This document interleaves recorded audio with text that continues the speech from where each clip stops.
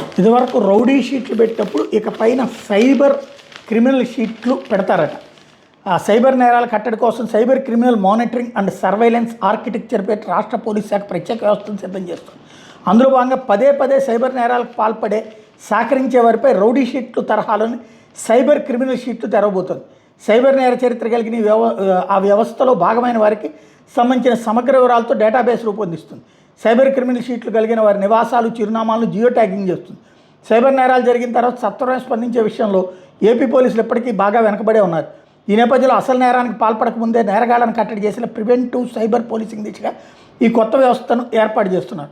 ఆన్లైన్లో ఆర్థిక మోసాలు, పెట్టుబడులు, ట్రేడింగ్ స్కామ్లు, ఫిషింగ్, ఓటీపీ మోసాలు, రుణ యాప్లను అడ్డం పెట్టుకుని మోసాలు, సెక్స్టార్షన్, క్రిప్టో మోసాలు, సిమ్ స్వాపింగ్, సోషల్ మీడియా మోసాలు, ఐడెంటిటీ థెఫ్ట్, మ్యూల్ ఖాతాల నిర్వహణ, డార్క్ వెబ్ కార్యకలాపాలు, వ్యవస్థీకృతంగా డిజిటల్ మోసాలు చేసే వాళ్ళందరి మీద సైబర్ క్రిమినల్ షీట్లు తెరుస్తారు.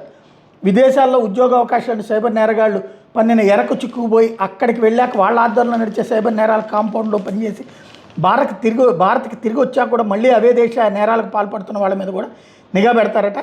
టోటల్గా సమగ్ర వివరాలతో ఒక డేటాబేస్ ఏర్పాటు చేయబోతున్నారు.